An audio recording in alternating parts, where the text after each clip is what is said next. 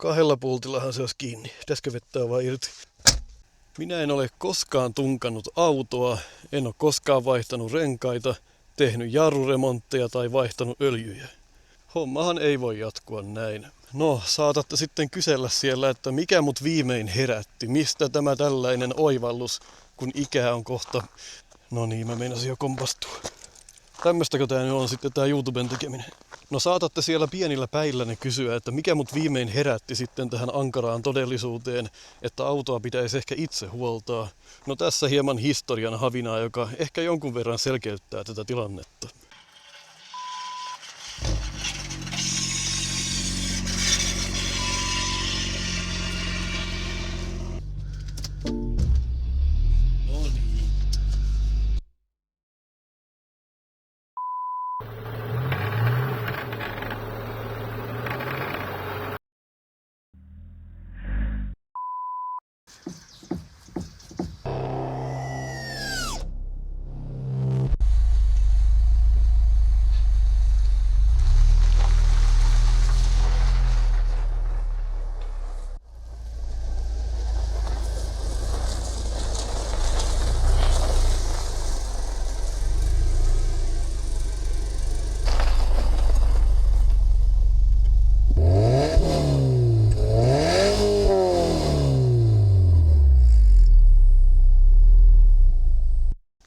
Pääkysymys tässä lienee se, että miksi ihmeessä mä myin mun 400 hevosvoiman Bemarin ja ostin 3 tonnin Subarun tilalle.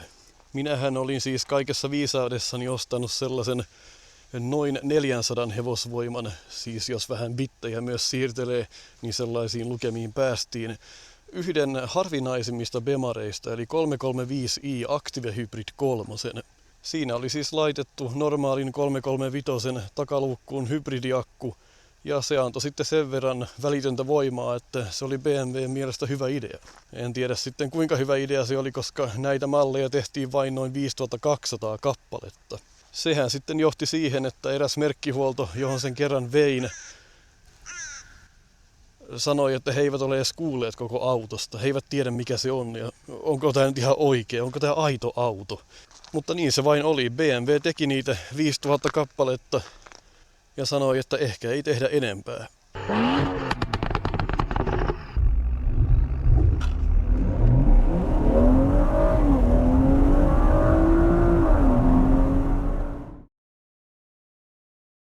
Juttuhan siis meni niin, että mä halusin kokea jonkun hieman voimakkaamman auton ja millaista sillä on ajaa.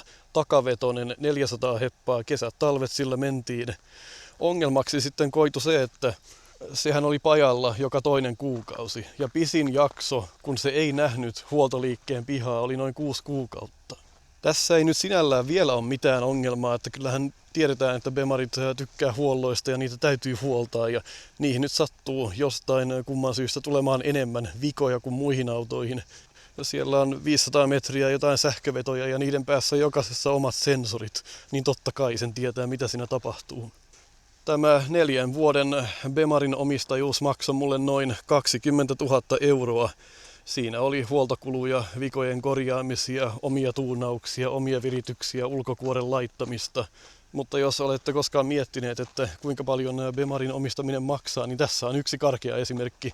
Jos et itse osaa tehdä mitään ja viet sen aina huoltopaikkaan, niin tämmöinen 20 000 4 vuoteen, se voi olla se yksi niistä pahimmista tapauksista ja niinhän siinä kävi. Ja nyt sitten viimein, sanotaanko näin, että tulin järkiini sen asian kanssa ja laitoin sen myyntiin. Se oli ollut 6 kuukautta tip-top, ei mitään ongelmia. Putkistot ja kaikki siihen vaihdoin ja tuli makeet äänet ja laitoin siihen lippaa.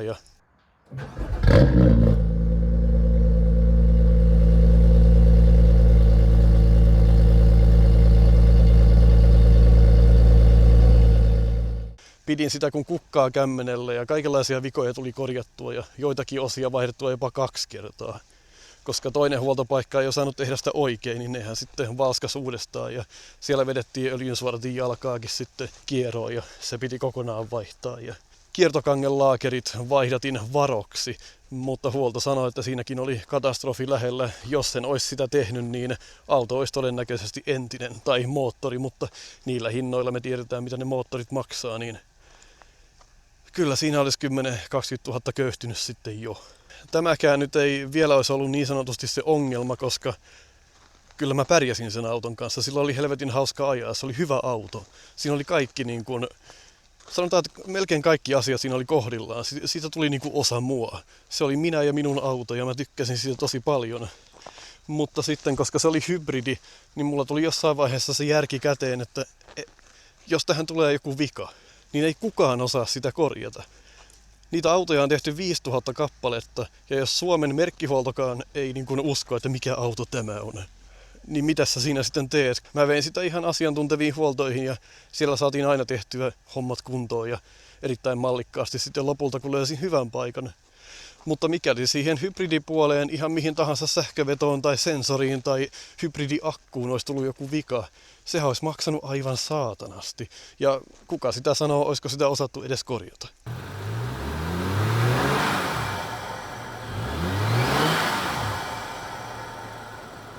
Niin tää oli nyt sitten se syy. Se paholainen istui tuossa mun olkapäällä ja sanoi, että hankkiudu eroon tästä autosta, että mikäli tälle hybridipuolelle tapahtuu jotain, niin se on siinä. Se auto menee kokonaan roskiin. Nyt mä sain siitä vielä omiani takaisin. Koska tällainen Amerikasta tuotu auto kiinnostaa, siis sehän oli Amerikan tuonti, joten putkistolle sai tehdä aika lailla mitä halus. Siellä oli mulla downpipeit ja siellä oli Bull X:n putkistot. Se meni ihan katsastuksesta läpi ja se kelpasi heille. Äänet oli makeet.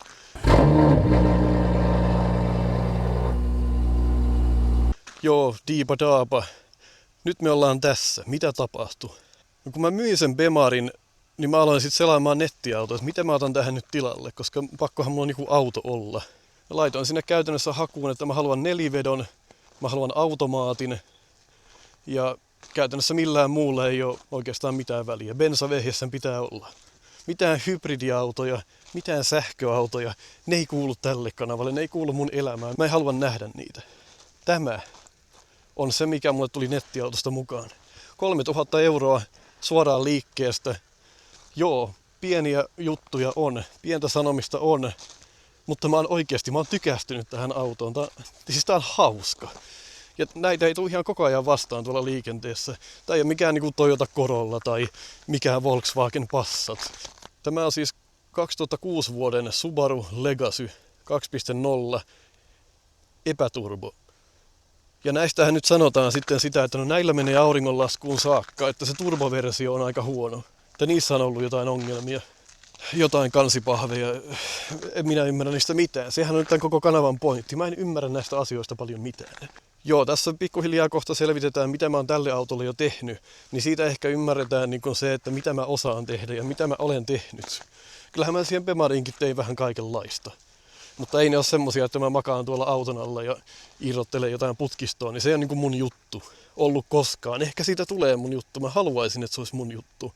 Mutta se yksi iso ongelma on se, että mä en ole edes ikinä tunkannut autoa. Mä en ole ikinä irrottanut rengasta. Kyllä mä siis tiedän, että täältä vedetään pultit vekeen ja rengas pois. Mutta mä en ole koskaan tehnyt sitä itse. Mä en edes tiedä, miten tunkataan. Mihin kohtaan sä laitat sen tunkin tonne, mä en tiedä. Mä en ole koskaan vaihtanut itse öljyjä. Mä tiedän, miten öljyt vaihdetaan, mutta mä en ole tehnyt sitä. Suodatin pohjasta pois, öljyt vaihtoon, se on siinä. No mikä se juju nyt? Ai saakeli. Taas, kuinka monta kertaa tämmöstä tää nyt sitten on? Tää on tämmöstä. Tätäkö tää nyt sitten on? No te saatatte kysyä, että siis onko tää se pointti, että nyt siirryttiin siis Bemarista Subaruun ja mä jään tälle tielle. Niin ei, se asia ei ole näin. Mun ajatus oli siis, että tästä tulisi mun kakkosauto. Tämä on mun talviauto. Se on nyt se idea tässä. Ja se mikä mun haaveena on Rotke. Dodge Challenger 2015. Sen mä haluan mun pihalle. Ja nyt koska mä en tiedä autoista juuri mitään, niin mä haluan itse pystyä huoltamaan sitten kun se Dodge tulee. Mulla olisi vähän semmonen aikataulu, että saisiko tälle vuodelle sen Challengerin hommattua. Aina se ulkonäkö siinä autossa on kiinnostanut ja se ei ole varmastikaan yhtä nopea kuin se Bemari oli. Ei todennäköisesti ole. Mutta kun mä en halua, että se on niin nopea, mä haluan, että siinä ehtii vähän niin kuin nauttimaan sitä vauhdista ja siinä on vähän niin kuin semmoista Amerikan muskelia ja niin kuin semmoista, mä haluan enemmän sitä fiilistä kuin sitä vauhtia. Ei sillä vauhdilla täällä Suomessa, ei sillä tee yhtään mitään. että sillä Bemarillakin kun ajeli, niin vähän isovarvasta laitoit alaspäin, niin sä olit 100 vauhdissa 4 sekunnissa. Niin ei se ole mun mielestä, ei se ole hauskaa, ei se ole hienoa. Mä haluan, että siinä on sitä fiilistä, niin kuin joku Miata. Siinä on sitä fiilistä ja ajotuntumaa, se on hauska. Niin näin mä ainakin kokisin, että se Challenger olisi myöskin hauska. Sellaisen auton mä haluan. Minähän en siis auton tuomisestakaan ymmärrä yhtään mitään, niin sehän nyt sitten nähdään, että miten sekin kaikki toimii. Jostain konteista siellä puhutaan ja en minä ymmärrä, mutta kai nekin asiat sitten tulee selville ja vähän nyt sitten katsotaan, mikä tämä maailmanmeno on, että onnistuuko se edes vai löytyisikö Suomesta joku yksilö. Näin päästään eroon tästä typerästä hybridipaskasta ja päästään nauttimaan ihan aidosta muskeliautosta. Yhtäkään hybridiä tai sähköautoa mulle ei enää tule, eikä mulla sähköautoa ollutkaan, mutta ei myöskään tule. Mutta ei nyt myöskään hybridiäkään enää, vaikka ei se hybridiakku ollut siinä autossa, niin kuin, että ajetaanpa vihreästi ja onpa hauskaa, kun säästetään bensaa. Se ei ollut se juttu. Sehän kulutti 13 litraa satasella. Se oli ainoastaan niin kuin sen lisävoiman tuomiseen se akku siinä. Ei se ollut mihinkään muuhun tarkoitettu. Et se ei ollut mikään 330e. Se on niin kuin aivan eri peli. Ja nyt tämä Subaru on tässä. Nyt sitten mun tuleva kakkosauto, tää on mun tuleva talviauto. Nythän me ollaan täällä 26 vuoden tammikuussa, täällä on hiukan lunta. Tää on ollut aivan loistava ajokki. Siis tällaiseen pieneenkin lumeen ja tällaiseen vähän liukkaaseen maastoon, niin aivan loistava laite. Siis mä oon täysin yllättynyt. Mun leuka on loksahtanut lattialle monta kertaa siitä, että kuinka hyvä tää auto ihan oikeasti on. Siis 2006 vuoden auto, joo, kyllähän se vähän näyttää sille. Se on 2006 vuoden auto. Etuosa mun mielestä on ihan ok. Ja sivu on ihan ok. Mutta mä en oikein koskaan rakastunut tähän takaosaan. Noi takavalot on jotenkin, sanotaan, että ne on omalaatuiset. Ne ei ole ihan niin kuin, tästä se näyttää ihan hyvältä, kun sä katsot suoraan takaa. Tää on mun mielestä hyvä profiili. Mutta tää sivuprofiili, niin siihen voisi vaihtaa jotkut erilaiset umpiot. Niitähän on tehty. Mutta tässä on jotain, mikä mua ei niinku miellytä. Kyllä se vähän on niinku jo kasvanut muuhun, mutta ei se nyt ihan täydellinen ulkonäöltään mun mielestä ole. Mutta mä oon kuitenkin rakastunut tähän autoon ja no kuka helvetti siellä. Eli pyritään nyt korjaamaan sitten vikoja tai muita ennaltaehkäisemään niin kuin ongelmia, mitä tähän voisi tulla. Ihan omin kätösin yritetään. Jos ei siitä tule mitään, niin siitä ei tule mitään, mutta ainakin on kokeiltu. Mä haluaisin muun muassa oppia vaihtamaan niin kuin ihan jarrusatulat ja levyt ja tämmöisiä niin kuin ihan perusjuttuja. Vaihtamaan tulpat ja puolat ja johdot ja mistä helvetistä ne puhuu ne ihmiset. Tulpat ja johdot, mitkä johdot. Mä haluan tietää, mitä ne johdot on. Siis tällaisia asioita. Tämä on yksi mun suosikkiasioista tässä autossa. Kuunnelkaas tätä. Siis tää on niin simppeliä, mutta siis tää ääni, mikä tästä, siis tää on niin painava tää ovi, ja kun tää lyö kiinni, niin tää on siis niin massiivinen tää ääni, ja tää on niin tyydyttävä. Oh, bum. Tulee tänne sisälle ja lyö oven kiinni. No kurkataan tonne konepelli alle. Siinähän se on. Kaikessa yksinkertaisuudessaan sanotaan, että tässä tapauksessa yksinkertaisuus on helvetin kaunista. Siis kattokaa kuinka simppeli moottoritila. Kaikille on omat jäsennellyt paikkansa. Kaikki löytyy tietyistä paikoista. Ne on kaikki ihan tässä esillä. Ei ole mitään helvetin muoviläpyskää tässä päällä ja mitään koristeita. Ne on kaikki, saatana, ne on tässä näin. Ja silti mä en ymmärrä tästä mitään. Okei, kyllä mä ymmärrän jotain. Siis mä käydään nyt läpi vähän sitä, että mitä mä ymmärrän autoista. Nimenomaan esimerkiksi tästä autosta. Ymmärrän sen, että tässä on ohjaustehostimen nesteet. Ja tässähän oli siis semmoinen juttu, kun tämä auto tuli mulle, niin tähän piti siis ihan tää ei ole hyvä siis kun tämä auto tuli mulle, niin tässä oli semmoinen omituinen, vähän niin kuin Chewbaccan selkää olisi juustoraastimella raastettu, ja se sanoo sen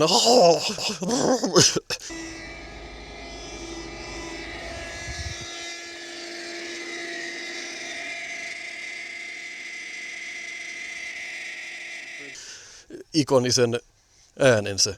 Semmonen ääni kuuluu tästä. Ja mä ajattelin, että hei, ehkä se on se ohjaustehostin, koska niistä puhutaan niin paljon. Niin mä tein sen verran, että mä irrotin tästä siis tämän osan. Tossa on yksi ruuvi, se auki, tästä tää ylös ja tietysti kaikki nesteet sitten valuu tonne koska painovoimahan toimii niin. Tästä nostetaan, niin nesteet valuu alas. Täällä oli siis semmoinen tiivistö. Mä tilasin Subarulta siihen uuden. Se on vaihdettu. Tämä ei vuoda enää. Ei se kyllä koskaan tainnut vuotaakaan. No se ääni ei loppunut siihen. Se ei siis ollut se. Se ei ollut se. Mutta siellä on nyt niin kuin nesteet. On ihan ok tasapainossa. Täytetty hyvin. Ammattimaisesti tehty, koska mä tein sen itse. Joo, se oli semmonen asia. No sit mä aloin miettiä, että mikä muu se voi olla se, mikä semmoista ääntä voi pitää. Se oli niin omituinen ääni. Mä aloin miettiä, että voiko se olla joku hihna täältä välistä. Onko hihnat pitänyt ääntä jotenkin? En mä keksinyt, että se olisi täältä tullut, koska niitä hihnaongelmia oli Bemarissakin. Ja se on aika tunnistettava ääni, että jos siellä joku vähän niin kuin löysällä tai muuta, niin sen kyllä tunnistaa. Jarrunesteet on näköjään niin kuin ihan piripinnassa, mä en tiedä onko sillä merkitystä. Mutta sitten yksi asia, mikä mua siinä autokaupan yhteydessä arvelutti, oli se, että oli kokonaan pesty tämä konehuone. Ja sehän on yleensä huono merkki, koska se tarkoittaa sitä, että täällä on todennäköisesti joku vuoto, mitä ne yrittää piilottaa. Tämä oli aivan puunattu milliltä. Ja ottaen huomioon, että on 3 tonnin auto, niin miksi ne näkisi sen vaivan? Miksi ihmeessä ne puunaisi sen sillä lailla? Niin mä ajattelin, että siellä on pakko olla joku vuoto. Mä otin sen riskin, että siellä on joku vuoto. No siellä oli vuoto, mutta se oli täällä. Eli tästä täytetään öljyt sisään, käsittääkseni, kyllä. Tästä pistetään öljyä sisään. Tässä on tämmönen niinku jalka, mä en tiedä miten se näkyy. Mutta se jalka menee tonne alas ja tuolla sisällä, mulla ei nyt ole mitään valoa vielä, mä en ole niin ammattilainen. Ehkä musta tulee ammattilainen vielä. Mutta tuolla välissä, kun tuo jalka alkaa tuolta, siellä on pari ruuvia, siellä on tiiviste, niin se vuosi sieltä. Taas jälleen kerran Subarulta euron tiiviste, vuoto loppui siihen. Se oli se vuoto, mikä täällä oli. Enää ei ole vuotanut sen jälkeen ja tää on kunnossa. Akku oli ruotsalainen akku, koska tää on tuotu Ruotsista 2020, muistaakseni. Ja jos akussa lukee ruotsiksi joku Fjärbljörg, niin todennäköisesti se on aika vanha. Sen mä nyt vaihdoin sitten kaikkien vihaamaan Exideen. Motonetista taitaa olla. Mä en tiedä, ihmiset vaan sanoo, että tämä on ihan paska. Okei, miten se on paska? En mä tiedä. No, älä sitten puhu sitä pahaa, jos et tiedä. En minäkään tiedä. Mutta se on toiminut kuitenkin. Tässä kuulantti jäähdytysneste oli minimissä, kun mä tän ostin, vaikka moottori oli lämmin. Nyt se on maksimissa, kun moottori on lämmin. Mä vaan lisäsin sinne nestettä. Sitten mä huomasin täällä, tämä oli löysänä. Eli siis tää on ilmeisesti joku imupuolen. Saatte niin kun, tiedättekö, kommenteissa opettaa. Mä en ymmärrä. Siis tää imee ilmaa tonne. Ja tuolla on kaasuläppäkotelo, jonka mä putsasin. Mä siis irrotin tämän tästä, irrotin nämä, laitoin ne kaikki kunnolla kiinni. Ei ainakaan vuoda ilmaa mistään. Se mikä tää logiikka niin tässä, miten tää toimii, niin en mä oikein ymmärrä sitä. Mutta tarkoitushan tässä nyt olisi oppia sitten, mitä nämä kaikki niin tekee. Täällä on varmaan moottorin ilmansuodatin. Se varmaan katsotaan jossain vaiheessa. Ja sitten toki oli näistäkin puhetta näistä letkuista, että tämähän on ihan kivikova tämä ohjaustehostimen letku tässä. Tämä on aivan kiveä. Niin käytännössä tämänkin voisi niinku vaihtaa uuteen pehmeeseen ja se taitaa jatkua sitten tonne alle johonkin. Niin tämä olisi yksi semmoinen projekti, mikä meidän pitäisi varmaan myöskin tehdä, koska tämä varmaan halkee jossain vaiheessa. No se äänihän selvisi sitten lopulta. Mikä se oli se semmoinen metallinen kahina täällä? Varsinkin kun käynnisti auton ja antoi sen käydä hetken, niin alkoi semmoinen ihmeellinen metallinen kahina. Mä pistän videon tähän siitä.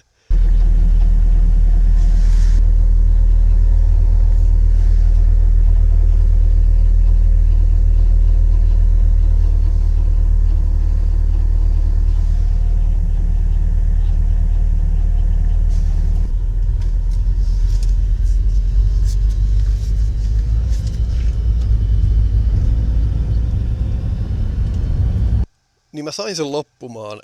Ja se, miten se löytyi vähän niin kuin sattumalta, oli se, että siis tuolla on vaihdeöljyn täyttö. Siis tuolta. Yleensähän ne on vain auton pohjassa ja sitten ne on kauhean vaikeita mun käsittääkseni niin kuin täyttää. Mutta tässä se on ihan dipstickinä tuolla. Sinne vaan vaihdeöljyt. Voit katsoa kuinka paljon siellä on ja laittaa lisää. Siis tämä tikku, tämä oli täysin kuiva. Ihan kuiva. Ja mä mietin, että ei saatana. Että eikö siellä ole niin kuin vaihteistoöljyä ollenkaan. Mutta siis oli. Sieltä puuttui litra, koska kun mä ostin Virosta siis litran tähän sopivaa vaihteistoöljyä, laitoin sen sinne, nyt se on täysi. Ja se metallinen kahina loppui siihen, eli se oli vaihteistosta se ääni. Tietysti jollakin tavalla niin kuin huonoja uutisia, mutta ei sitä mitään vahinkoa ilmeisesti ole sitten sen suuremmin tapahtunut. Siellähän voi olla jotain metallihilettä, mutta kaikki toistaiseksi ihan ok. Äänet loppu siihen, se on kunnossa, mutta erittäin siistissä kunnossa, siis 2006 vuoden auto, niin tajuttoman siistissä kunnossa. Tätä on huolettu 10 000 välein. Ja tämä herätti valtavaa kiinnostusta minussa ja muissakin henkilöissä, että mikä tämä on tässä näin. Mutta tämä on siis toisioilmapumppu. Eli tämän tarkoitus on se, että kun sä pistät kylmäkäynnistyksellä auton käyntiin, kun se on istunut vähän aikaa, niin tämä vähentää päästöjä. Ja tässähän oli nyt se isoin vika tämän auton ostohetkellä. Eli mulla palo cruise-valo, eli vakionopeuden säätimen valo, ja mä en pystynyt käyttämään sitä ollenkaan. Se vaan vilkkui siellä koko ajan. Ja koodinlukija näytti, että se on tässä se vika. Toisioilmapumpussa. Ja tämähän nyt on vaan päästölaite, vaan ja vaan. Joo. Kuiteista selvisi, että tämä on kerran jo vaihdettu. Noin vuosi sitten. Ja se on vikaantunut uudestaan. Uusi pumppu. Viallinen taas. No, tämä sitten en itse löytänyt mitään hyvää keinoa. Bemarilla oli helppo koodata kaikkea. Bimmer-kode, Bimmer-linkkiä, sä vaan puhelimella näppäräät ja BM3, bootmodea ja mitä kaikkea siellä oli. Ne oli helppoja. Mä en löytänyt oikein, että mistä mä saan tähän softaa tai mitään. Mä kävin koodauttamassa ne pumpun koodit pois. Otin johdon irti. Tämä on tässä ja se ei siitä lähde nyt mihinkään, mutta se ei myöskään tee mitään. Suomen oloissahan tämä ei haittaa. Eli Suomen oloissa nämä päästöt ei ole niin pahoja tällä autolla, että se vaikuttaisi esimerkiksi katsastukseen. Se ei vaikuta mitään. Tämä voi olla tässä pois. Joo, aamulla kun pistät käyntiin, niin vähän haisee bensa, mutta se on edelleen niin kuin hyväksyttävissä rajoissa. Tämä on nyt tässä. Sitä ei tarvita. Ja nämä kaikki osat, mitkä tähän liittyy, maksaa yli 3 tonnia ilmeisesti edelleen. Jos se on aivan väärässä, mutta aivan tajuttomia hintoja. Kuka semmoista maksaa? Ja se on kerran jo tehty ja se on taas rikki. Se on siinä. Hän on omalla hautausmaallaan tässä moottoritilassa ja siitä ei tarvitse välittää, se istuu tässä ja antaa hänen olla siinä ja johdot pistin tuolla lailla, ettei kosteutta pääse sinne, vähän teippiä päälle ja hän on tyytyväisesti siinä tekemässä ei mitään, näyttää vaan kauniilta. No, sit mä tajusin, että kiillotetaan nämä umpiot, niistä nyt ei tullut täydellisiä, mutta paljon parempia kuin mitä ne oli, tässä on nyt likaakin päällä. Niistä tuli aika hyvät. Ongelma on kuitenkin se, että näillä umpioilla, siis näillä lampuilla, näillä ei näe mitään yöllä. Ei yhtään mitään, nämä aivan paskat. Niin sit mä päädyin näihin. Pistetään siihen onko nämä rebelivalot, mitä nämä on, en mä muista. Mutta alennuksesta mä nämä hommasin ja nämä on aivan loistavat. Näillä näkee pimeässä ja on mukava ajella, kun näkee eteensä. Mutta nämä omat valot, ehkä yksi ainoa miinus tässä autossa, yksi niistä harvoista, että ne on aivan surkeet. Tämähän sitten ei mennyt ihan mallikkaasti tämä homma. Mä sain nämä valot tähän telineeseen, vedot sain tehtyä. Sitten katsottiin kaverin kanssa, että miten tämä homma tehdään. Se ei ollutkaan niin simppeliä sitten lopulta, koska tässä on miinusohjatut valot. Siis monta kertaa ihmeteltiin, katsottiin. Mä en ymmärtänyt, kaveri ei ymmärtänyt.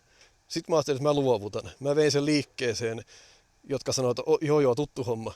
He alkoi tekemään sitä ja sanoivat, että ei saatana, ei tästä ei tule mitään. Siinä kävi siis niin, että kun nämä pitkät kytkettiin tonne johtoihin, niin siis nämä päiväajovalot, nämä jäi päälle, kun virrat oli pois. Vaikka siis näähän kytketään pitkiin. Niin jostain syystä nämä hehkut jäi palaamaan. Eli mä voin ottaa avaimen virtalukosta pois ja valot palaa edelleen.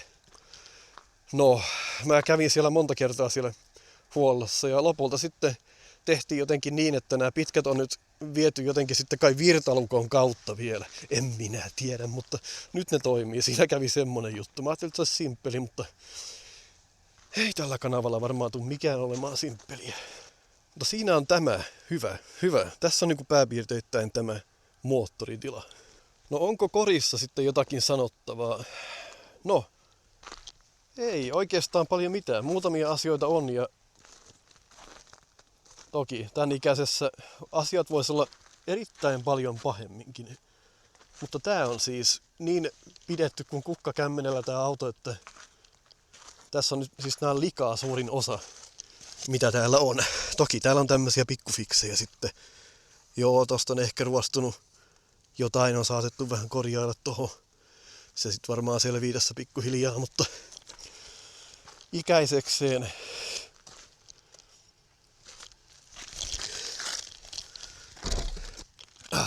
Voi helvetti, mun täytyy voi fit. No sit kun mä aloin painepesurilla pesemään tätä autoa, niin takapuskurista lähtee tällaisia vähän niin kuin maalia lähtee tuosta pinnalta, että voitais näitä koittaa sitten korjailla. Muoviahan tää varmaan on. Niin tähän on joku oma keino sitten. Hiekkapaperia tai mitä se onkaan. Ja no, katsotaan sitten miten siinä käy. Mutta kuten sanoin, niin harvinaisen hyvässä kunnossa. Ainoa ruostenjälki koko autossa on tässä. Tässä on helmassa tämmönen. Täällä näköjään vähän repsottaa tää kumi täältä. Se voisi, en tiedä, katsotaan. En oo huomannutkaan ennen. Sen saa varmaan tonne. Mutta siis tässä. Tää pitäisi tästä hioa ja katsotaan miten siinä käy. Ensimmäistä kertaa on tämmöstä tekemässä, niin koitetaan nyt pitää tää siistinä tää auto, kun tää on näin siisti ollut tähänkin asti. Yksi ainoa ruostenjälki, se on siinä. Ei mitään sanomista. Pieniä juttuja. Kyllä täytyy sanoa, että tyytyväinen täytyy olla tähän ostokseen. Eihän jokainen 3 tonnin auto ole tässä kunnossa. Onhan siellä aivan hirveitäkin pommeja. Toki mä tarkkaan aina katon, kun mä ostan auton, niin mähän menen taskulampun kanssa tuolla jokaisen reijän väliin ja katon, että onko vuotoja, koska Bemarilla mä totuin siihen. Joka viikko mä avasin sen konepelin ja kattelin tonne väleihin. Ja kiroilin ja huusin ja itkin ja saatana. Semmoista se oli sen kanssa. No, tässähän kävi äsken nyt sit semmonen juttu, että mä kävin siis tankkaamassa just ennen, kun mä tulin tänne. Ja nyt voitte kertoa sitten heti, että onko tämä ongelma. Tämä nykäre, joka on yleensä tossa, semmonen pieni luukku, minkä se bensapistooli sitten työntää tonne sisälle, niin se pieni nykerö tippuu tonne tankin sisälle. Että niinku, voiko se olla siellä vai pitääkö meidän onkia se sieltä? Semmonen kävi nyt tänään sitten. Ja siitähän nyt päästäänkin sitten siihen tämän auton isoimpaan ongelmaan, mikä tässä nyt on. Tämähän siis valikoidusti lähtee pakkasella käymään. Se ei aina lähde, se jää niinku jurnuttamaan semmoista nön. Ja mitä kauemmin kääntää avainta, niin se pikkuhiljaa voimistuu sellainen nön, ja sit se lähtee. Mutta siihen voi mennä puoli minuuttiakin. Ja mitä netissä nyt on arvailtu, nokka-akselin asentotunnistin, kampiakselin joku sensori, ne 2 ja polttoainepumppu. Ne on pääsyylliset, joita ihmiset epäilee, niin nämähän me voitaisiin vaihtaa. Mutta lähinnä nyt mietin, että missä järjestyksessä me kokeillaan, että kaikki kerralla, yksi kerrallaan, mitä me vaihdetaan. Se on toki vähän hankala asia, koska se ei tapahdu aina, vaan välillä. Ja mulla on tää aina kuitenkin defassa kiinni. Jos defa on kiinni, niin kyllä tää sit lähtee. Jos ei ole, niin se on vähän hankala. No, tämän ikäisessä autossa on vähän tällaisia, mutta jos se on defassa kiinni, se lähtee joka kerta.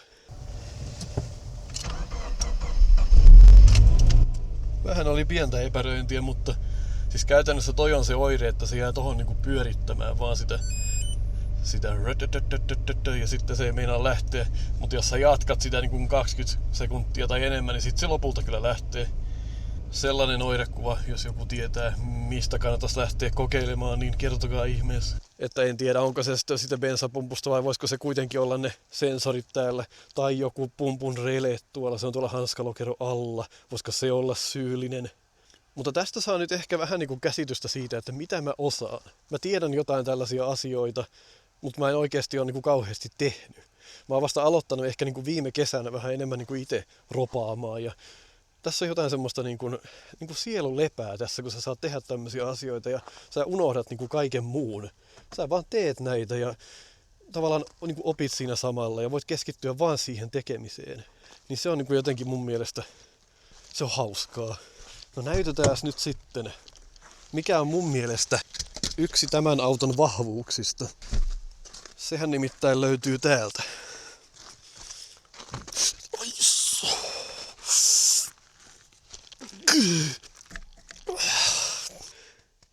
Kahdella pultillahan se olisi kiinni. Pitäisikö vettää vaan irti? Mä oon siis iskenyt tohon niin tämän kohan jalastani, iskenyt tohon koukkuun niin monta kertaa, että tiedättekö kun on niitä jotain henkilöitä, jotka treenaa johonkin niin kuin puihin. Ne niin kuin iskee nyrkkiä 500 kertaa päivässä puuhun, että rystyset kuluu, ettei satu kun lyö toisia ihmisiä. Että voi niin kuin viimeisetkin tunteet tukahduttaa. Niin mulla on siis kohta käynyt tähän jalkaan jo niin, että mä oon iskenyt sen tähän niin monta kertaa, että se ei kohta enää tunnu millekään. Mä en ole tottunut, että mulla on koukku. Mä en siis vaimonkin Rav 4, niin joka helvetin kerta tuohon koukkuun iskee itteni. Mutta siis tämä. Katsokaa tätä tilan määrää. Tonne siis ruumisarkku mahtuu tonne taakse. Se on aivan käsittämätön, mikä tää tila täällä on. Ja sitten tää on yksi mun lemppareista, nämä koukut. Joo, sä saat ne tänne. No, noin. Ja sitten kun se on täällä ylhäällä, sä voit pistää tähän sen kassin kahvan tähän näin. Ja sitten työntää se ylös. Niin se kahva pysyy tuolla ja sitten se kassi pysyy tässä paikoillaan. Juman kautta mikä keksintö. En tiedä onko se tarkoitettu niin, mutta näin mä oon sitä käyttänyt. Ei Bemarissakaan nämä koukut niin kuin mun mielestä taipunut noin. On se tilan määrä on aivan massiivinen. Sinne mahtuu ihan sama mitä sä oot kuljettamassa, niin sinne mahtuu sisälle. No täällähän kävi sitten niin, että mä laitoin tänne siis peruutuskameran kohta siitä lisää, mutta siis se on AliExpressin joku paska. Mä halusin vaan nähdä taaksepäin, että jos joku, vaikka lapset juoksee siitä takaa, niin en aja päältä. Niin tämmönen kamera on hyvä olla kuitenkin vanhassakin autossa, niin tää oli siis niin hapertunut tää luukun reuna, että siis tää vaan mureni käsiin. Tämä ei aluksi edes toiminut, mä pistin sinne litiumirasvaan, niin nyt toimii tämäkin kahva tässä, mutta tästä lähti näitä paloja, että voitaisiin jossain vaiheessa katsoa, saataisiko me siihen joku systeemi laitettua sitten. Aha, se on jo ruostunut toi kameran kiinnikekohta, voi hele. Siis se on ollut 2 kuukautta tässä. Se on nyt jo aivan ruosteessa. Joo, mähän siis, no niin. Mä siis vedin ne kameran vedot niinku tuolta. Ne menee nyt tuolla sitten takana ja menee tonne peruutusvalolle. Tästähän olisi jo monta videoa saanut tehtyä, kun mä olisin tajunnut aloittaa aikaisemmin, koska mä en ollut mitään peruutuskamerajuttuja ennen tehnyt, enkä vetänyt mitään sähkövetoja tai muuta. Niistä on saanut ihan mielenkiintoisia videoita. Nämä on mielenkiintoisia, nämä ovissa olevat nämä varoitusvalotkin. Näkee sitten muutettajaa ja ovia päin. Takapenkillä nyt ei ole sitten mitään ihmeellistä. Nämä on takapenkit 2006 vuodelta. Erittäin hyvässä kunnossa tietysti. Kun auto on pidetty näin hyvin, niin täällä on kaikki ihan priimaa. Helppokäyttöistä tekniikkaa. Joku oli mennyt otsansa tähän. Tullut tommonen pitkä viiru tohon noin. Se nyt sitten, saadaanko me tommoista millään korjattua ja näkyykö se sinne kameralle, niin en tiedä, mutta nyt kun on tommonen klommo tossa niin ovessa, niin kukaan ei halua parkkeerata viereen. Se on, niin kuin, se on se positiivinen asia tässä. No minkälaiset sisätilat tässä sitten on? Vähän se on tietysti semmonen shokki, että kun tullaan sieltä Bemarista ja istutaan tämmöiseen, niin siinä on vähän semmonen, niin kuin, täytyy vähän adjustoitua. Ja nää mua niin kuin jännittää. Siis nämä karmittomat lasit. Miten nämä kestää tämän pakkasen sitten? En tiedä. Ei ole tämmöisiä ollut koskaan ennen. Ajokokemusta on siis Fiateista, Peugeoteista, Fordeista, Bemarista ja nyt mä oon tässä. No millaista täällä sitten on? Ensimmäinen asia, joka tässä paistaa silmiin on tämä. Täällä on tämmönen P-nappi. Ja mitä tää sitten tekee? Niin se selviää kaikille uusille Subaru-omistajille hyvinkin nopeasti, koska kun tämä on painettuna, niin mennään katsoa mitä täällä tapahtuu.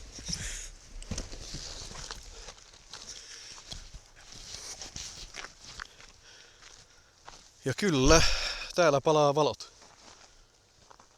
Täällä on siis parkit päällä. Se on parkkivalojen symboli. Ja se tarkoittaa sitä, että myös edessä on parkkivalot. Täällä. Ja ihmiset vahingossa painaa sitä, kun ne saa Subarun. Ja sit akku on huomenna tyhjä. Ja mietitään, että miksi. Koska sä menit painaa sitä nappia, mitä ei saa painaa. Se on siis kai tarkoitettu jotenkin niin, että kun sä oot siellä koiran kanssa jossain metsälenkillä ja jätät auton keskelle sitä tietä sitten sinne, niin muut näkee, että sä oot keskellä tietä.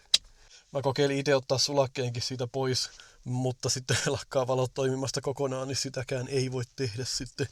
Täällä palaa punainen valo, täällä sä löydät avaimen paikan. Ja sitten kun laittaa virrat päälle, niin tää on yksi hauskimmista ominaisuuksista. Tuo on tämmönen cluster sweep tohon noin.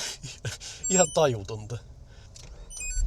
Nyt se lähtee hyvin, kun sillä on justiin ajettu. Se lähtee ihan suoraan käyntiin. No, minkälaiset sisätilat tässä nyt sitten on? Nämä on hyvin simppelit. Tää on nyt sitten se CarPlay-mankka, minkä mä oon tähän laittanut. Ja sanotaanko näin, että mä en varsinaisesti tykkää kosketusnäytöistä, mutta mä halusin navigoinnin tähän, koska tässä oli vaan semmonen niin kuin säilytysluukku tässä, niin en mä sillä tehnyt mitään. Kytkin nää tänne ja ihme kyllä se meni ensimmäisellä kerralla ihan putkeen. Kaikki meni ihan ongelmitta, vaikka se oli 30 eri johtoa ja kaikki johtovedot ja kaikki. Nää sai tästä purettua ja laitettua tän tähän. Tää on ollut kyllä tosi hyvä. Saa YouTube-musiikit tähän soimaan ja navigoinnin, niin ei se tarvi mitään muuta. Ja puhelimen sai myös kytkettyä, tässä on tämmönen AliExpressin mikki. Se nyt on aivan perseestä, mutta ajaa asiansa joiltakin osin. Ja sen tuloksena tämä sitten meni, tämä auton oma radio, niin tämä meni pimeäksi. Ja tästä hävisi nämä taustavalot sitten näistä napeista, että jos on yö, niin ei näitä näe. Mä en tiedä, onko se joku huono kytkentä sitten kuitenkin, mutta muuten niin täällä on kaikki ihan tämmöistä analogista nappia ja näitä voi kaikkia niin sormilla ihan painella ja ei ole niin mitään, ei tähän saakelin näyttöjä. Mutta mä tykkäsin kyllä siinä Bemarissakin, kun oli se näyttö tässä, niin sulla oli silti niin tässä se iDrive-näpyskä, että se ei ollut mikään kosketusnäyttö täällä, vaan sä pystyt täältä ohjaamaan sitä. Niin tämmöiset ratkaisut on niitä, mitä meidän pitäisi autoissa käyttää. Ei mitään saatana niin näyttö lähtee tosta ja menee tonne ja sit sä 4 valikon kautta etit täältä jonkun penkillä lämmittimen, niin haistakaa vittu. Ei semmosia halua kukaan käyttää. Ne pitää siis olla niinku tämmösiä, että täältä säädetään lämpötilat ja pistetään lämmityksiä päälle ja säädetään, no tää nyt on ihan paskasti laitettu tänne vaihdekepin taakse nää, mutta niinku ideana joo. Tää nyt on vähän mielenkiintoinen ratkaisu, mä myönnän sen. Mutta niinku muuten pitää kyllä olla semmosia analogisia vimpaimia ja siinä Challengerissakin 2015 on tehty se sisätilauudistus ja joo, tässä on vähän digitaalista näyttöä, se on ihan siistin näköinen. Mutta niinku kuitenkin löytyy niitä fyysisiä nappeja. Mä en niinku tykkää näistä uusista autoista, missä kaikki on jonkun helvetin tabletin takana, että ei se ole niinku mikään tietokone, kun se on auto ja sillä ajetaan. Ja mä kuulostaa ihan meihemin jutulta, mutta kun mä oon ihan samaa mieltä. Siis näin, tämmönen se auton sisätila kuuluu olla. Siis näin simppeliä, näin kaunista. Tässä ei ole niinku mitään vikaa ja kaikki on selkeetä ja vakkarit on täällä ja täältä löytyy nappeja, jos tarvii. Ja 304 000 ajettu. Sanoikohan mä sitä missään vaiheessa, mutta 304 000 on ajettu ja se ei näy missään. Tätä voisi kuvitella, että olisi joku 150 000 ajettu. Ei, siinä on tuplat. Siinä on langattoman latauksen pistin tohon ja tämä on tässä ja en mä sitä oikein muuta ole tehnytkään. Tää on niinku, siis kuppitelineethän on hyvät tässä. Tää on ihan tämmönen hyvä tila.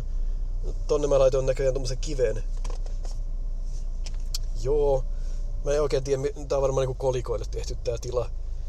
Noin. Tai sitten kondoomeille, koska Subaru-kuskithan ei täytyy ottaa toi pätkä pois tosta. Mutta tämä on, siis tähän mä hommasin AliExpressistä tämmösen niinku kyynärtuen, koska en mä tiedä mille pienille ihmisille tää auto on tehty, mutta normaalisti kun mä istun tässä, niin ei mun kyynärpää koskaan osunut tohon keskelle, että mä pidin niinku kättä ilmassa, niin tää toi siihen vähän lisää korkeutta, mutta tää on jännä, siis täällä on säilytystilaa. Täällä. Miten tänne ylettyy kukaan? Jos sä niinku istut tässä, mä istutaan tässä näin, mä haluankin tuolta joku Nessun tuolta, niin siis ei tonne saatana. Tää on niinku mielenkiintoinen suunnittelu, mutta siellä on säilytystilaa, jos sitä tarvii. Aika harvoin tulee kyllä tonne niin kuin mentyä, kun ei sinne pääse. Ne nyt on tämmösiä asioita sitten, mitä minkä kanssa eletään. Ja eihän toi mikään maailmanloppu. Se on vaan säilytystila, joka on vähän hankalassa paikassa. Mä tykkäsin Bemarissa siitä, että siinä oli niinku tässä oli semmonen luukku, niin mä pidin sitä roskiksena. Mä aina söin jotain lakuja tässä ja mitä helvettiä muuta, jotain keksiä tai otin kaupasta mukaan joku leivän. Niin tänne vaan kaikki roskat sisälle ja luukku kiinni. Ja sit välillä vähän avasit luukkuja ja otit roskat sieltä ja veit roskiin, niin se oli kätevä. Tässä ei oikein ole semmoista hyvää paikkaa roskille. Ja tää on mielenkiintoinen tämä luukku. Mullahan on täällä nyt tämmönen läpyskäde, missä on asioita sisällä. Mutta tänne on aika hankala päästä, kun tää keppi on taas tiellä tässä. Ne pitäisi niinku pistää drive päälle, että sä pääset tänne luukkuun käsiksi. Niin tää on mielenkiintoinen.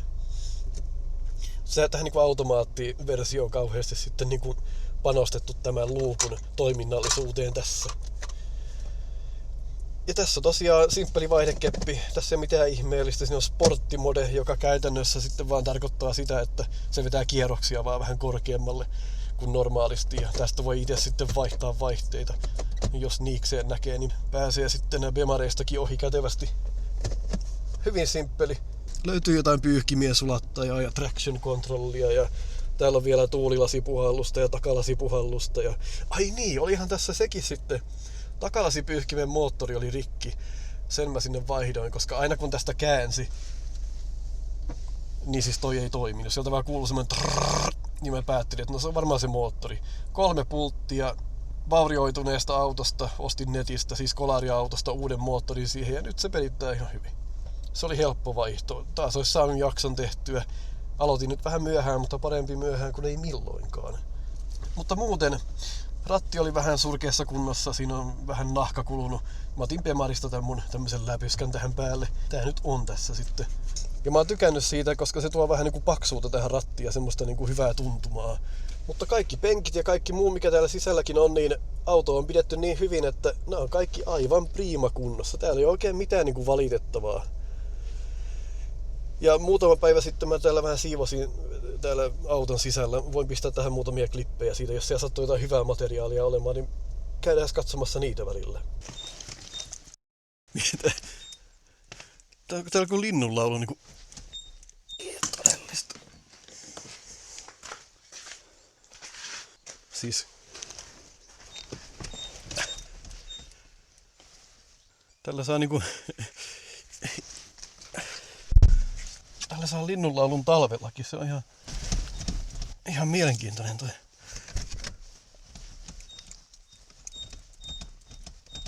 Joku voi kertoa, että mistä toi johtuu. Koitetaan korjata. Mulla ei ole mitään käsitystä, mikä helvetti toi. Ui, mikä ääni. Tommosen se tekee kyllä välillä, että varmaan mitään tarkoita. Vähän tommonen niinku epävarma omasta osaamisestaan. Tuolta se on vähän haljennut ja se voitaisiin koittaa korjata, en tiedä millä, mutta siirretään tää nyt tästä. Mä oon tässä seinän vieressä, kun mulla on tossa... Ei saatana, eihän muuten siirretäkään vielä. Meinas käydä hassusti. Taas. Voi helvetti. Tässähän meinas nyt käydä niin, että...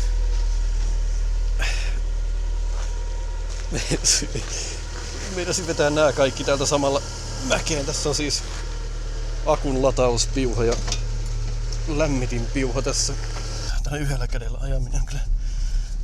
Ois pitänyt pistää se kamera päähän. Ai.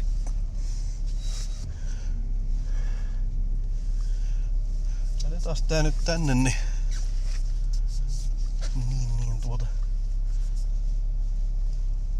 Päästään putsailemaan tätä.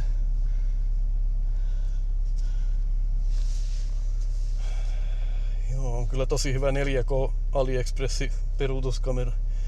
Tää on oikein mainio. Siis paskaahan siellä vaan on varmaan, mutta miksi se kuva on noin leveä, niin se on kuin... Oi, täällä on liukasta. Oi, ai, onko se nyt parempi? Okei, ei muuttunut mikään. No, vähän ehkä. Eli siellä on varmaan kosteutta nyt sisällä sitten jo. No niin, justiinsa. Ja sitten mulla on tässä matossa tämmönen ongelma, että kun mä nostan tämän vasemman jalan täältä, niin se jää tonne johonkin kiinni, tonne mattoon toi jalka. Se ei ole varmaan kauhean hyvä, mutta mä oon elänyt sen kanssa jo 3 kuukautta ja toivonut parasta.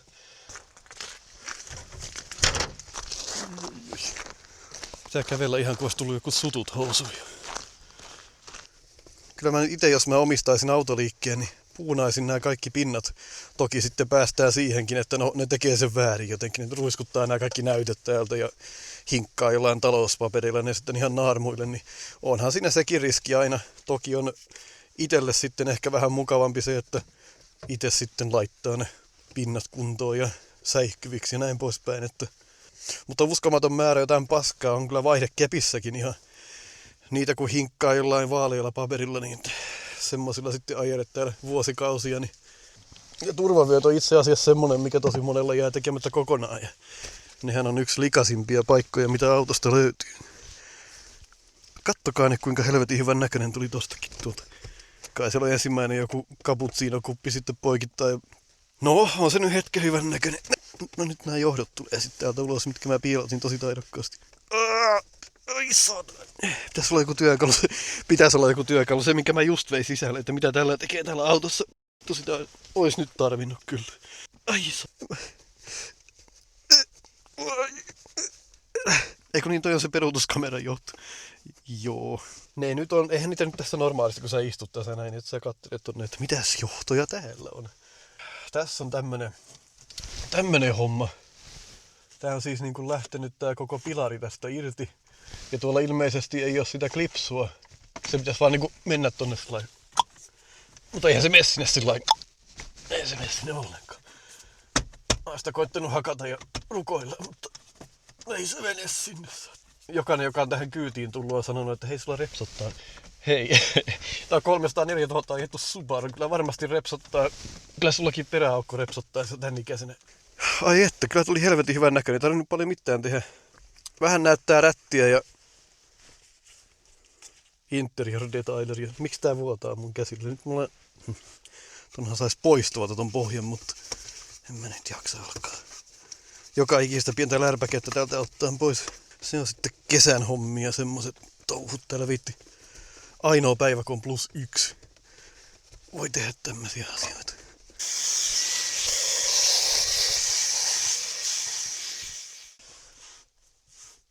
No niin, sehän paljasti enemmän nyt tätä naarmua. Nyt meidän on pakko jotenkin korjata se. Saatte kertoa mulle. Mä en oo siis putsannut tätä sen jälkeen, kun mä tän ostin silloin syyskuussa. Mä en oo tehnyt mitään. Kun yleensä mä heti putsaan auton ihan ensimmäisenä, kun se tulee, mutta joku siinä niin vaan oli, että mä en sitten. Oliko se, mä en jaksanut tai jotakin. Joo. Tämmönen niinku valmiiksi palannut polttimo täällä. Tää on taas näitä, että no jos sitä tarvii vielä. Mä käytän sitä referenssinä, kun mä menen kauppaan, että tämmönen polttimo tarvii olla. Tässä tuntee itsensä niin kuin välillä ihan 60-vuotiaaksi. Mä oon siis tullut siihen ikään, että mä kävelen kauppaan jonkun pienen polttimon kanssa. Tämmönen pitäisi löytää. No niin. Kato ku hyvä. Ai. Nyt mä liukastun tähän ja lyön pääni ja kuolen ja se meni hukkaan se kaikki. Onks tää niinku. Varmaan videolla näyttää paremmalta tai huonommalta kuin mitä se livenä näyttää. Kyllä mä ehkä niinku hyväksyn tänne. No niin. Pistetään tavarat niinku. Täällä on vähän puupölyä. Syyllinen. Tässähän on siis tässä tämmönen pussukka, että tämä kätevästi kerää sitten kaikki puupölyt, mitä tässä tulee, niin paskat, ne lentää kaikki jostain tuolta niinku ympäriinsä, että pitää aina imuroida koko talli. Ai. Ui, mikä talja siinä oli keskellä tietä. Ja nyt päästiin takaisin tänne. Mä luulen, että aika lailla suurin osa niistä asioista, mitä mä halusin tässä käsitellä, on käsitelty. Ja nyt meidän pitäisi enää oppia tunkkaamaan. Meidän pitäisi oppia vaihtamaan renkaita ja vaihtamaan osia ja korjaamaan tätä autoa. Ja mä haluaisin vaihtaa öljyt tähän, mä haluaisin tunkata tän ja vaihtaa niitä sensoreita ja voitaisiin sitä bensapumppuakin sitten vaihdella. Ja ajatus olisi nyt siis kuvailla ihan kaikkea autoihin liittyvää ja ehkä vähän pihavermeisiinkin liittyviä asioita. Korjataan kaikkea, katsotaan osataanko, opitaanko. Mä toivon, että mä oon ensin semmonen tyhmä peltipöllö ja sitten siinä niinku tarkoituksessaan se pöllösana olisikin viisas pöllö sitten 2 vuoden päästä. Ehkä näin käy, ehkä ei, ehkä mä luovutan. koitetaan yhdessä päästä näiden haasteiden läpi ja mä odotan innolla tätä uutta tämmöistä niin kuin seikkailua, mikä me saadaan tästä aikaan. Mulla ei nyt ole vielä semmoista kunnollista pääpantaa, että mä voisin niin kuin ajamista kuvata kauheasti, koska se kuva on täällä. Mä tarvisin sen niin kuin käytännössä tähän. Mutta eiköhän sekin saada nyt vielä kuntoon. Mä oon tehnyt true crime contenttia ja teen edelleen tonne YouTubeen, niin mä oon vaan istunut koneella ja tehnyt sitä. Niin ei mulla ole niinku oikein osaamista eikä käsitystä sit tämmöisestä, niinku, että mä kameraa täällä kääntelen ja puhun teille näin. Tää on mulle ihan uutta. Ja tämähän on yksi mun bravuureista, jonka mä teen aina kaikki mun autoihin. Niin se löytyy täältä. Elikkä, no joo, defa on tässä, mutta sitten täällä on tämmönen CTEKin liitin, elikkä mulla menee johdot sit tonne akulle. Ja tähän voi laittaa vain se CTEKin Comfortin sitten kiinni, niin se lataa sitten sitä akkua. Ja tämähän nyt sitten mahdollistaa sen, että mun ei tarvii -2.7 tulla vaihtamaan näitä johtoja, että että mä haluankin, että CTEK lataa ja nyt mä haluankin, että auto lämmittää. Mä voin pistää molemmat johdot kiinni ja sitten mulla on homeassistantissa sisällä semmoinen, että mä pystyn säätämään näitä, että kumpi antaa milloinkin virtaa, niin jos mä laitan auton lämpiämään 8 tunniksi, niin se ottaa silloin tämän automaattisesti tämän CTEKin pois, niin että ampeerit ei sitten siellä ulkopistokkeessa ylity. Niin käytännössä mä oon koodannut sen niin, että mun ei tarvi mitään muuta tehdä kuin johdot kiinni ja ajastaa sitten, että koska mä lähden, niin se lämmittää. Ja sitten se taas jatkaa akulatausta sen jälkeen niin kuin ihan itse. Siitä mä oon tykännyt tosi paljon, että johdot kiinni, ai että sisällä voi vaan olla ja auto lataa ja lämmittää ja kaikki tapahtuu niin kuin itsestään, niin mä tykkään tämmöisistä automaatioista, että se tavallaan niin kuin ehkä se hyöty, mitä mä tuon tähän niin kuin osaamiseen tällä lailla sitten epäsuorasti. Ai että, lämpiää niin kuin 5 minuutissa tää auto. Harvinaisen nopea lämpiämään ja ilmastoinnit ja kaikki toimii. Ja ei mua se niin kuin harmittanut siinä Bemarissa, että koko ajan meni rahaa, siis joo totta kai, mutta kun se oli osa sitä harrastusta, mutta mua pelotti ihan oikeasti se, että jos sille hybridiakulle käy jotain, niin mitä ihmettä mä sitten niinku teen? Ja se hybridiakkuhan siis Suomessa maksaa vajaa 3 tonnia ja Yhdysvalloissa noin $10,000. Niin se on tosi iso niinku se hintahaitari. Joo, sen akun sais vielä vaihdettua, niin hän tehdään niinku sit pyynnistä. Mutta ehkä se isompi asia, mikä mua pelotti siinä, oli se, että no ensinnäkin sen auton laturi maksaa käytettynä 3-4 tonnia. Mullahan on semmonen varalla vieläkin. Jos joku haluaa ostaa, niin voin myydä 500 sen. Se löytyy multa tuolta varastosta. Ostin se siis varoksi, että jos se joskus hajoaa. Mutta jos sieltä hybridipuolelta olisi mennyt mikä tahansa joku pieni johto tai joku pieni liitin tai sensori tai joku, ja se antaa ne 300 virhekoodia, niin sellaista kun lähdet selvittämään tuolta huoltojen kautta, niin ei hyvää päivää. Ja se voi olla semmonen vika, että sitä ei enää saa edes korjattua ja osien tekeminen on lopetettu sitten aika lailla silloin, kun se auto tuli julki. Niin ei se nyt ihan sitten herkkua oo.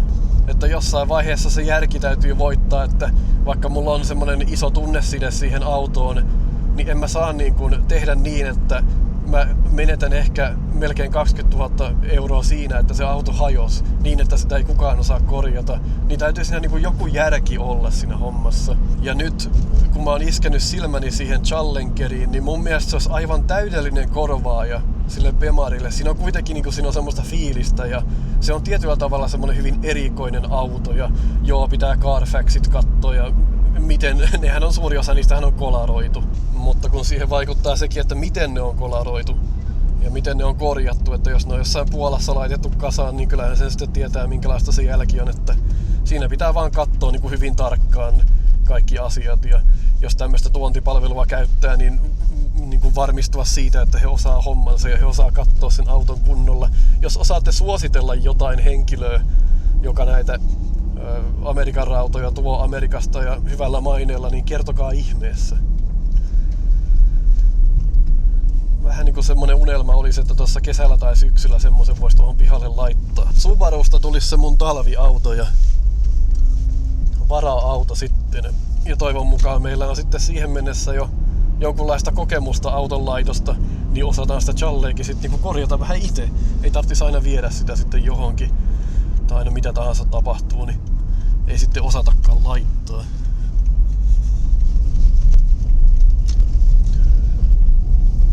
Mutta tässä se nyt näkee, että kuinka vaivatonta ja kuinka mukavaa tällä ajaminen on. Siis mun mielestä niin kun, jos tällaisen helmen löytää autokaupasta 3 tonnilla, niin jos et sä esimerkiksi ole autoihminen, niin et sä tarvis sitä uutta 20 000 euron jotain, tai niinku semmoista semi-uutta Toyotaa, jotain muutaman vuoden vanhaa. Niin aika moni tällainen ihminen, joita ei autoilu kauheasti kiinnosta, niin ihan oikeasti he pärjäis tällaisilla autolla tosi hyvin. Tää maksaa 3 tonnia. Toki siinä täytyy olla tarkkana ja muuta, mutta jos ajatellaan niin kuin sitä, että minkälaisia rahasummia pistetään uusiin autoihin, jotka ei sit loppujen lopuksi ole kauhean paljon hienompia kuin tää. Niissä on sitten jotain niitä idioottimaisia näyttöjä ja on näitä tällaisia juttuja. Sitten ehkä jotkut tykkää niistä ja ne maksaa sitten niistä autoista sen takia. Mutta jos halutaan ihan perusauto tämmöiseen, varsinkin niin kuin talviajoon ja tämmöiseen perusajoon, niin uskomattomia säästöjä sä voit tehdä sillä, että sä hommaat tämmöisen 3 tonnin auto. Ei tässä ole niinku mitään vikaa sinällään. Tässä ei ole mitään typeriä rengaspaineantureita ja jotain sensoreita joka ikiselle asialle. Ja tää on vähän niinku yhtä tyhmä kuin minä. Tää ei tiedä välttämättä, onko jotain niinku vialla. Niin mä voin vaan hymyillä sitten täällä ratin takana, että hyvin menee ja mitään vikakoodia ei oo. Mutta erittäin moni uskon, että suomalainenkin hyötyisi siitä, että ihan oikeasti tämmöisellä autollakin pärjää. Ja täytyy sanoa, että mä oon varsin tyytyväinen itse tähän Subaruun, koska mä halusin kuitenkin niin kuin jotain erilaista, jotain niin kuin mitä ei kauhean monella ole. Se on joku niin kuin, mulla on semmoinen fetissi, että mä en halua sitä Toyotaa, mä en halua sitä VAG-konsernia ja tällaista. Mä haluan joku tämmöisen niin kuin hassun hauskan. Ja nyt tällä kertaa tää hassun hauska sattuu olemaan tää Subaru. Tää tuli niinku ihan säkällä mun eteen siellä nettiautossa, että tässä olisi tämmönen. Niin ei muuta kuin soittoa ja kysyin, että vieläkös tää on sillä vapaana. Niin siitä alkoi sitten tämä seikkailu. Ja tää on mun ensimmäinen neliveto, niin onhan tää nyt ihan käsittämätön niin sillä lailla, että miten tää lähtee.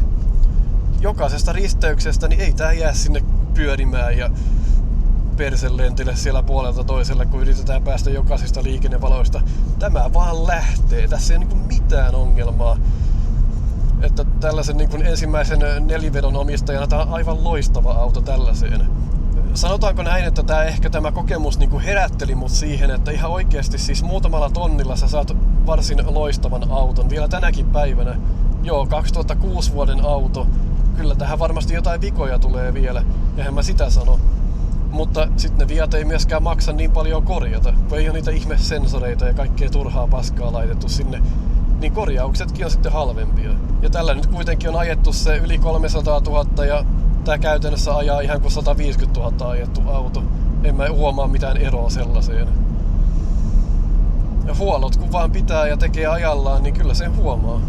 Sehän noissa Bemareissakin, siis siinä mun omistamassa oli se ongelma, että edellinen omistaja on käyttänyt niitä Bemarin öljynvaihtovälejä, jotka on aivan liian pitkiä. Mähän vaihdoin öljyt siihen 5 tonnin välein ja tein kaiken niin kuin justiinsa eikä melkein. Ne oli kaikki huollot ja kaikki mitä mä tein, ne oli kaikki ennaltaehkäisevää. Se oli vaan valitettavaa, että aina kun sillä antoi kenkää, niin se vuosi öljyä jostain välistä. Aina oli joku öljynsuodatinjalka ja sieltä tuli öljyä ja jostain kannen tiivisteistä. No en mä edes tiedä mitä ne on. Kai se on joku kansi mikä on moottorin päällä ja siellä on tiiviste. Niin sieltä tuli öljyt monta kertaa ja sitten ne on siellä katalysaattorin päällä kaikki ja haisee hirveä paska. Ja siis se oli niin kuin ihan loputonta tavallaan niin kuin se ongelmien kirjo mikä siinä oli. Että se vaan niin kuin jatkui ja koko ajan tuli uutta ja käytännössä niin kuin joka viikko sulla oli joku uusi ongelma ja aina uudet valot taulussa. Ja ennen kuin mä sen auton ostin, niin mä vähän niin kuin naureskelin, että nämä on niin kuin vähän ylimitoitettuja nämä ihmisten sanat näistä, että joo, Bemareissa on kaikkea vikaa aina ja aina niissä on niin kuin laitettavaa. Niin mä mietin, että ehkä nämä on vähän niin kuin paisuteltu yli nämä jutut, että ei se voi olla niin paha se tilanne. Mutta kyllä se on ihan totta. Kyllä niissä vaan on joku, että ne ei pysy kasassa. Se oli joka ikinen kerta, kun vähän antoi kenkää ja halusi niin kuin nauttia siitä autosta, niin saman tien tuli aina jotain vikaa, niin ei sitä pääkoppa niin kuin jaksa pitkällä aikavälillä. Olisi ehkä jaksanut, jos ei se olisi ollut se hybridiversio, että se olisi ollut se 335, niin joo, ehkä mä olisin jatkanut sen auton kanssa vielä joitakin vuosia. Mutta nyt mä haluan, että nyt mulla on tässä hyvä kakkosauto. Nyt mä haluan, että me opitaan laittamaan ja korjaamaan autoja. Ja sit mä haluan sen Challengerin siihen pihalle. Se on niinku se unelma. Mun mielestä pitää aina olla joku unelma, minkä eteen tekee töitä. Ja tää on nyt se mun unelma tällä hetkellä. Mä haluan, että mulla on se uuden uutukainen, uusi minulle 2015 vuoden Challenger. Ja mä haluan laittaa sitä, mä haluan tehdä sitä oman näköisen. Ja Camaron kävin koeajamassa, mutta siinä on niin tavallaan niin kuin se katselukulmat on niin huonoja, että ei sieltä niin kuin näe mitään sisältä. Katsotaan miten äijälle käy. Hei, tulihan mulle yksi asia vielä mieleen, että mikä tässä Subarussa vaati hyvin pian hellää huolenpitoa. Siellä oli siis ostaessa jo jossakin takana semmonen pieni rätinä. Ja mä ajattelin, että ne sit liittyy jotenkin siihen, tai niihin lämpöpelteihin, kun se on niin yleinen ongelma Subaruissa, että lämmönvaihteluista ja muista ne lämpöpellit sitten siellä osuu johonkin sinne pohjaan ja rämisee sitten sen takia. Mutta se ei ollutkaan sitten lämpöpelti loppujen lopuksi, se oli semmonen pakoputken yksi kiinnike, joka oli irtoamassa ja lopulta sitten irtos.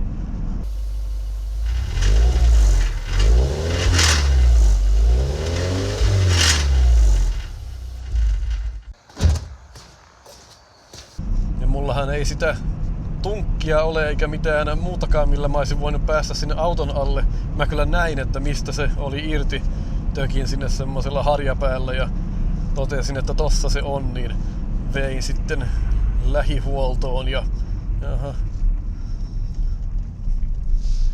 vein sen sitten lähihuoltoon ja he laittoi sen 10 minuutissa paikoilleen ja otti jonkun vitosen siitä. Se nyt ei kukkaroa kaatanut, mutta nämä on tämmöisiä asioita, mitkä olisi hauska itse tehdä tietysti omalla pihalla. Mutta se on nyt kunnossa ja huoltomies kyllä sanoi siinä, että takaosa autosta näyttää hiukan rapsakalta, että siellä tulee varmasti vielä muutakin hommaa sitten vastaan tässä lähiaikoina.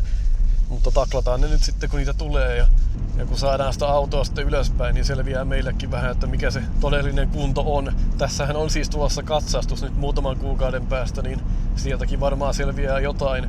Mutta aika lailla jokaisesta katsastuksesta tämä on kyllä mennyt ihan ensimmäisellä läpi. Tämä on nyt ensimmäinen katsastus sitten mun omistajuudessa, joka on tulossa. Mutta nämä on niin kuin tämmöisiä kuluvia osia ja tällaisia niin kuin pakoputkiston osia sun muita, jotka me tiedetään, että ne jossain vaiheessa tulee sitten roikkumaan ja irtoamaan ja muuta. Ne vaatii vähän niin kuin semmoista huolenpitoa, että nämä ei ole mitään niin kuin välttämättä autokohtaisiakaan juttuja. Mutta se oli mun mielestä hyvin mielenkiintoinen silloin, kun mulla oli se Bemari. Sehän nyt meni mulla niin kuin syyskuussa pois, eli ei sitten nyt kauhean montaa kuukautta ole, kun mulla se oli vielä. Niin se oli mielenkiintoista huomata se ihmisten reaktio, että ajaksä tosiaan takavetosella talvella ja mitä nyt kun siinä on niin kuin 400 heppaa, niin miten sillä voi ajaa.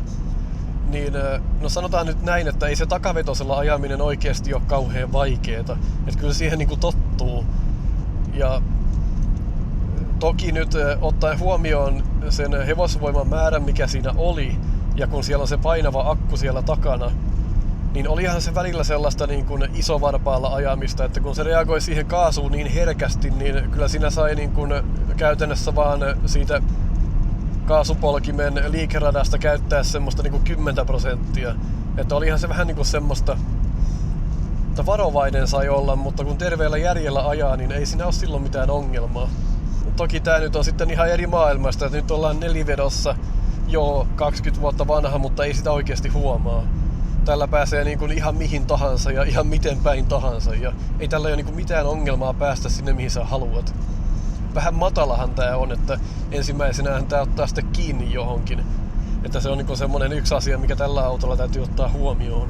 Mutta mikäli keli oli sellainen liukas tai oli vähän enemmän lössöä tai muuta tämmöistä tiellä, niin kyllä silloin pitää niinku suhteuttaa se oma ajaminen siihen keliin, eikä vaan vetää se nastalaudassa siellä poikittain, että vaikka rajoitus olisi 100 ja siellä näyttää silleen, että on tosi liukasta, niin mennään 80, mennään 70, mennään varovasti. Varsinkin niinku käännöksiin ja muihin, että ei saa niinku olla tyhmä, jos on semmonen auto, millä kykenee niinku siihen, että sä oot 4 sekunnissa 100 vauhdissa, niin sä et saa olla tyhmä ratissa. Sulla niinku järjen käyttö on tietysti sallittua. Eihän mä sitä sano, että neliveto talvella, niin totta kai se on mukavampi. Mutta kun se oli tavallaan myöskin niinku semmonen kesäauto, niin se tavallaan, kun sulla on se yksi auto, se on kesäauto, niin sä opettelet sillä ajamaan sitten ja oli tavallaan niin se keli mikä hyvänsä, niin sillä ajettiin. Ja sanotaan nyt näin, että kun sitä joskus pakkasillakin käynnisteli, vaikka ei ollut defa kiinni tai näin, niin kyllä se pahaa teki joka kerta. Mä niin ajattelin, että se kärsi jotenkin se auto siitä, että se oli muutenkin tavallaan heikkolaatuinen auto. Niin kuin siinä mielessä, että niin kuin mä sanoin, että aina kun antaa kenkää, niin se vaan niin kuin sit tavallaan se ratkee jostakin aina. Että sä niin kuin korjaat yhden asian siitä ja sitten tulee heti seuraava. Ja se tapahtuu yleensä just silloin, kun painettiin vähän kaasua ja kokeiltiin auton rajoja, niin silloin se aina antoi periksi ja siihen sitten ikävä kyllä väsyy jossain vaiheessa. Tää rengasmeteli, mikä näissä siis auton mukana tulleissa talvirenkaissa, siis näissä kumhoissa, niin tää on aivan järkyttävä. Mulla ei ole ikinä ollut näin huonoja talvirenkaita. Ja huonot uutiset on se, että nämä on melkein uudet. Näillä ei siis ole, ei pinta ole kulunut melkein ollenkaan. Nää pitää semmoista aivan jäätävää semmoista formula-ujellusta, kun täällä ajelee. Se on jotenkin, se ottaa tonne johonkin pääkopan kaikista pulleimpaan verisuoneen ja se hivelee sitä sillai ärsyttävästi. Mä oon itse henkilökohtaisesti Bridgestone enjoyer. Kaikkiin autoihin mä aina ostan Bridgestone renkaat. Ihan sama mikä auto. Siihen tulee Bridgestone. Niissä ei ole koskaan mitään ongelmia ollut. Ja semmonen rengasmerkki, että voin suositella muillekin. Ja vaimon autoon on laittanut Bridgestone ja hän on kysynyt mikä on hyvä rengas. Se on Bridgestone. Ei ole mikään mainos eikä sponsori. Tämä on ensimmäinen video tällä kanavalla. Mutta voin suositella kyllä Bridgestone renkaita. Ei niillä kauheasti ei voi mennä pieleen. Mutta nämä kumhot ja siis kaikki linglongit ja trianglet ja tämmöiset, niin ne voi kyllä suoraan heittää roskikseen omien kokemusten perusteella. Mutta kyllä näissä on aivan jäätävä tää meteli, mikä näistä lähtee. Siis aivan tajuton. Nyt kun mennään moottoritiellä, niin heijakko. Ja tässä nyt toi mittarivirhe on sen verran iso, että mittari näyttää melkein 120 ja tuolla näyttää sitten Wattse semmoista 105 kilometriä tunnissa. Että aika paljon heittää tää mittari. Mitähän toi mittari on? 102, todellinen 95, 94. Erittäin iso mittariheitto. En tiedä johtuuko sitten osittain renkaista vai onko vaan Subarun ominaisuus, että noin paljon heittää, mutta en mä tiedä kuuluuko tää nyt sinne toi rengasmelu, mutta aivan hirveä tommonen ihan koko ajan tuolla takaraivossa, niin ei hyvää päivää. Ja aina kun menee tollasten korjattujen kohtien päältä, kun asfalttiin on korjattu, niin tulee semmonen järkyttävä meteli siitäkin, että en ole ennen ajanut renkailla, jossa se tavallaan se renkaan tuottama ääni vaihtuu noin paljon. Tässähän on hauska kontrasti siinäkin, että joka ikinen kerta kun mä sillä Bemarilla ajoin, niin mä aina mietin sitä, että koskahan mä jään tielle ja mikä tähän tulee seuraavaksi ja pääsenkö mä mun määränpäähän. Niin tällä autolla mä en ole edes miettinyt sitä. Mä en ole kertaakaan miettinyt, että jäänköhän mä nyt tänne tielle ja pääsenkö mä perille ja se ei käy edes mielessä. Mun mielestä on hyvä olla kuitenkin ainakin yksi semmonen auto, johon voi edes jollain tasolla luottaa. Et jos sulla on vaan se riskialtis Bemari ja se on mitä on. Ja sun pitää aina miettiä sitä, että pääsenkö mä perille, niin ehkä siinä kannattaisi vähän miettiä. Toki itsekin tein samanlaisen valinnan, että mikäs mä olen tässä puhumaan. Mutta mulla on se etu, että mä olen etätöissä ja mä teen sitä True Crime-kontenttia sitten myöskin, joka on mun toinen työ. Niin tavallaan mulla ei tuu sitä ajamista niin paljon. Eihän mä aja päivittäin läheskään. Mä ajan muutaman kerran viikossa. Kesällä tietysti sitten enemmän. Sanotaan näin, että jos ei olisi ollut etätyötä, niin mä en olisi missään nimessä ikinä ostanut sitä Bemaria.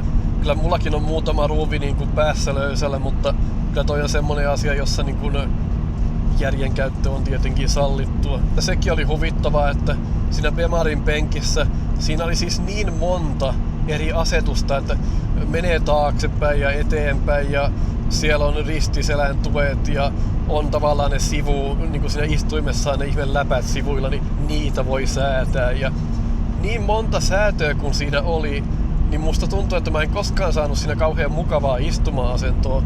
Ja tähän kun mä istuin tähän legaan, niin mä en oo tehnyt tälle penkille mitään. Tää on aivan loistava. Tää penkki on niin pehmeä ja sellainen, ihan niin kuin istuisi kotona sohvalla.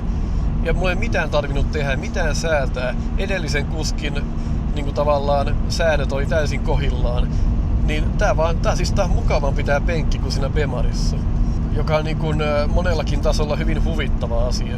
Olihan siinä niin kuin semmonen tietty niin kuin tavallaan semmonen tunne, kun sillä autolla ajoi. Ja tunsihan siinä niin kuin itsensä sillä niin kuin, että täältä minä tulen ja väistäkää kaikki muut. Ja kyllähän siinä tulee semmoista niin kuin Bemarikuskin kusipäisyyttä päähän, mutta mä osasin käyttää vilkkuja.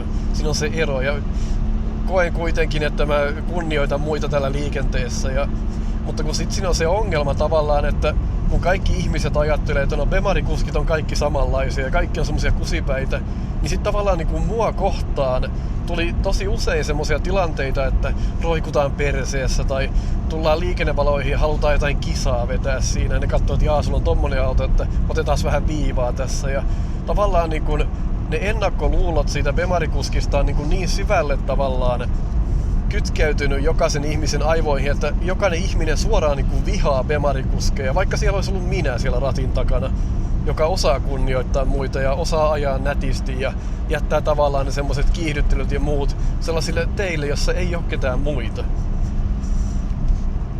Niin sit tavallaan se oli tosi jännä nähdä niin kuin sitä muiden käyttäytymistä, että kaikki muut oli kauhean aggressiivisia ja sellaisia niin kuin, vaikka he itse teki jonkun virheen, niin aina katsottiin pahasti ja siinä on joku semmoinen niin kuin stigma tai semmoinen, että Bemarikuski on Bemarikuski ja se siitä, että nyt kun on tää Subaru, niin se ero on niin ilmeinen siihen, että yhtäkkiä ketään ei kiinnostakaan. Mä niinku hukun tänne liikenteen keskelle. Kukaan ei katso tätä autoa. Tää vaan niinku menee täällä muiden seassa. Mun mielestä on tosi mielenkiintoinen ilmiö tavallaan, että tosi moni ihminen niinku tuomitsee toisen ajotaidot ja ajokäyttäytymisen ihan vaan sen mukaan, mikä automerkki sillä on. Se oli niinku yksi semmonen asia, joka mua ärsytti aika paljon, kun mä sillä autolla ajoin. Mutta se oli oikeasti ihan niinku tajutonta, kuinka moni, vaikka niinku toinen Bemari tai sitten tuli jotain Porsche ja muuta, niin kauhean moni tuli niinku johonkin liikennevaloillekin. Siis siihen viereen sillä osoittamaan, että nyt vedetään tästä näin viivaa. Niin kuka helvetin idiootti siis tuolla keskellä keskustaa ja muualla lähtee jotain kisaa vetämään siellä vaarantamaan henkiä. Ja no niin, se on luottopeli, mikä luottopeli. Kunnes. Nyt kun tämmöisen kanavan tekijä esitteli tämmöisen auton, niin me päästään todennäköisesti kohta hommiin. Hyvä.